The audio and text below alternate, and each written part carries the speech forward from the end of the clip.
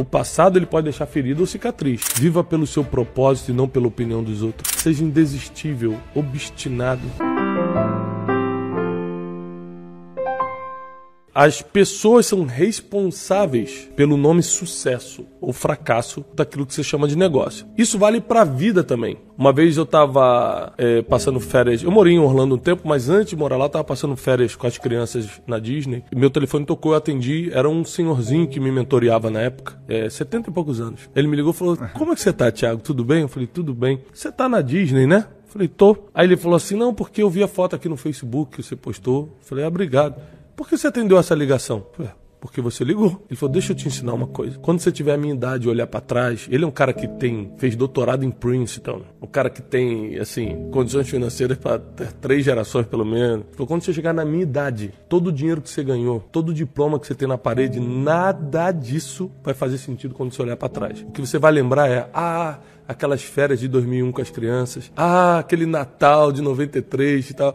O que você constrói são memórias, e para memórias você precisa de pessoas. Então desliga esse telefone, esquece um pouco dos negócios e cria lembrança nos teus filhos e em você. Aquilo foi uma pancada muito forte para mim, porque eu vi que você entender sobre pessoas tem a ver até com a sua felicidade, não só com o seu negócio, mas com a sua felicidade. Então quando eu comecei a perceber o valor disso, eu comecei a estudar muito, até porque minhas maiores decepções, minhas maiores frustrações, minhas maiores tristezas vieram por pessoas. Então eu não queria mais repetir aquele ciclo de derrota, de tristeza. Falei, como é que eu posso fazer para que as pessoas não tenham mais esse governo emocional sobre mim a ponto de mudar meu futuro porque elas me ofenderam ou eu me senti ofendido? Quando eu comecei a estudar sobre pessoas, eu comecei a perceber que quanto mais especialista nós somos nelas, mais nós sabemos lidar com a gente mesmo, com nossos problemas, com o nosso sucesso, com o nosso negócio, com a nossa vida, com o nosso casamento e por aí vai, com os nossos relacionamentos. A mensagem da minha vida é cumpra princípios, que você vai viver promessas, inclusive as promessas divinas, que é o que eu carrego dentro de mim. Só que é uma covardia quando você fala assim, por exemplo, um dos princípios que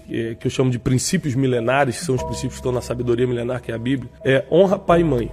Mas se você fala assim, olha, cara, honra teu pai e tua mãe, aí vai vir uma pessoa, como eu já escutei, a pessoa fala assim, só que a minha mãe me abandonou para casar com outro cara. Eu fui criado por uma vizinha e eu tive que passar Natal sentado em sofá com eles na mesa porque eu não podia comer na mesa. Então como é que eu vou honrar um negócio desse? Então quando você consegue ensinar princípios, mas também ensinando a pessoa como cumprir, porque o passado é o maior inimigo do futuro, porque você fala, se eu cumprir o princípio do investimento eu vou prosperar financeiramente. Mas peraí, você solta o princípio, mas não ensina como, você tem que lembrar que nesse como tem o passado da pessoa. Ela viu o pai perder tudo, ela investiu no negócio e perdeu. O passado está sempre atormentando as pessoas. Então, eu procuro ensinar o princípio, como cumprir o princípio e como você reeditar. Eu não acredito apagar o passado. Como assim apagar o passado? Você vai apagar a sua experiência, então? Vai apagar o que te trouxe até aqui? O que você tem que fazer é reeditar aquilo que traz dor para você, agora ser um fortalecimento. É o exemplo da ferida e da cicatriz. O passado ele pode deixar ferida ou cicatriz. Uma das maiores honras dos guerreiros da antiguidade era mostrar o tamanho das cicatrizes que tinham. Porque cicatriz é sinal de que você venceu. Cicatriz é uma recomendação de honra. Ferida está aberta, ela apodrece com o tempo. Então, o passado ele tem que deixar cicatriz e não ferida. Se deixar ferida, você adoece e morre. Eu acho que o que mais impede hoje um empreendedor de virar empresário, que o empreendedor é a alma, né? O cara tá ali, é a alma. O empresário é quando o cara oficializa e começa. É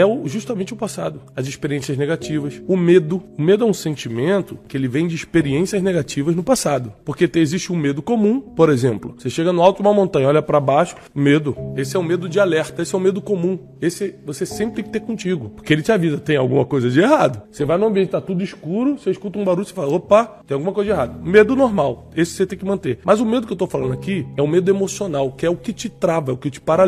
Ele é fruto de experiências negativas do passado. Então, por exemplo, o cara que vem de vários relacionamentos quebrados, com pessoas em geral, geralmente no casamento ele vai fazer alguma coisa para quebrar, por causa das más experiências do passado. Então, se o empresário, para passar de empreendedor para empresário, né, ou seja, oficializar o empreendimento que ele faz, ele não reeditar algumas coisas do passado, o passado vai ser um fantasma que vai impedir ele de avançar, principalmente nos momentos mais difíceis, que é o momento que você tem que decidir rápido e certo. Porque o empresário que se dá bem é o que decide rápido e certo. O cara que sabe decidir rápido e certo, ele sai na frente. As maiores decisões que financeiramente me alavancaram, que alavancaram meu negócio, foram decisões que eu tomei de um dia pro outro. Hoje não existia. À noite que surgiu, de manhã eu decidi, bum, explodiu. Então, decisões rápidas e certas. Nunca deixar de fazer a nossa parte, porque Deus nunca vai fazer aquilo que a gente tem que fazer. Por exemplo, Ele perdoa você, mas não perdoa por você. Você tem que perdoar. Deus pensa em você, mas não pensa por você. Você tem que aprender a pensar, você tem que ser inteligente. Então, tem várias coisas que Ele faz e outras coisas que Ele não faz. Não porque Ele não é poderoso, mas porque cabe a você fazer. Negócios é uma. Deus te deu saúde, Deus te deu capacidade. Você consegue regular a tua saúde? Não. Você não sabe como é que vai ser o dia de amanhã, você está com Deus. Se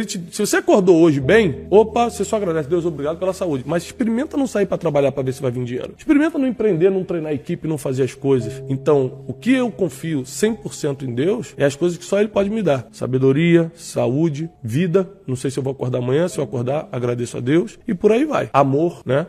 Agora, as outras coisas, Ele dá saúde pra gente conquistar. Você estava falando do tempo de preparação, você vai ver que toda a base bíblica, inclusive na vida de Jesus, é muitos anos de preparação para poucos anos de exposição. Então, Jesus, ele começa a sua exposição pública como mestre, como o homem que ia dividir a história, aos 30 anos de idade. Então, ele fica 30 anos sendo preparado para 3 anos de exposição. Mas o tempo todo é assim. Ele chama Davi aos 17 anos, que seria o rei de Israel. Só aos 30 ele assume. 13 anos de treinamento. Treinamento como? Enfrentando o urso, o leão, o gigante, que foi o gigante Golias, uma história famosa.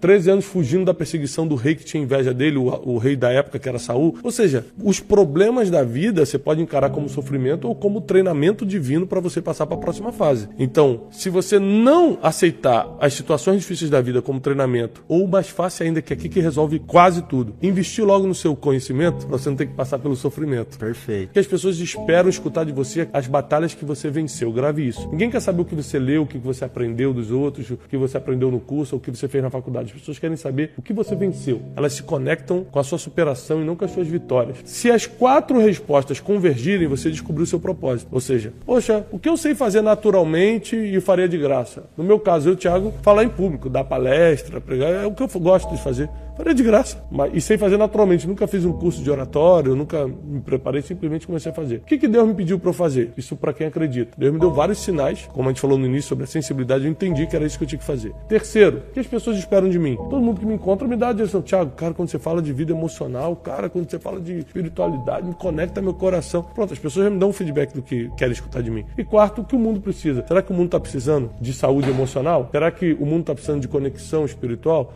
Tá. Então eu descobri meu propósito. Eu vou usar meu dom de falar em público e de escrever para falar sobre vida emocional e espiritual. É o que eu faço. Viva pelo seu propósito e não pela opinião dos outros. Os outros não têm noção do seu futuro. Eles julgam só pelo que estão vendo agora, mas eles não conhecem nem o teu passado, que você sobreviveu até chegar até aqui, e não entendem nem nunca vão entender o seu caminho que você ainda tem pela frente, o caminho que você ainda vai viver. Então viva pelo propósito, pelo porquê você faz as coisas e não negocie isso. Uma outra coisa, seja indesistível, obstinado. A minha esposa, ela sempre fala isso. Ela falou: Thiago, uma das coisas que eu mais admiro em você é que você nunca desiste. O cara já falou que não, já falou que não dá. E você continua lá, vai tomar um café de novo, você continua. E quantas vezes, quantas grandes bênçãos eu atraí para minha vida porque eu era indesistível, obstinado. Quando eu queria um negócio e tinha certeza que aquilo que era o meu caminho, eu ia, eu não desistia. E tem gente que quebrou uma vez, para. E tem gente porque o gerente traiu uma vez, desiste, fecha a empresa, entrega o negócio, vende. Aí eu comecei a perceber que se você viver pelo seu propósito, se você for indesistível, e terceiro, tudo que você fizer, faça por algo maior. Faça para servir as pessoas de verdade. Dinheiro é uma consequência de você servir as pessoas. E quando você faz por algo maior, ser indesistível é mais fácil e viver pelo propósito é mais fácil.